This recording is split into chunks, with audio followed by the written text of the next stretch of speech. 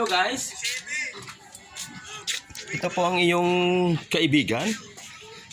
Ito po ang aking bagong motor ngayon na pinalunan ko sa scatter. Nanalo ko ng scatter. Binili ko po ng Honda Click 160. Yan po. Kaya kayo po maglaro-laro na kayo ng scatter para manalo kayo.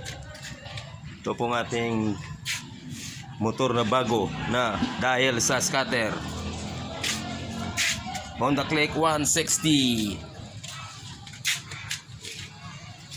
Po. Yan.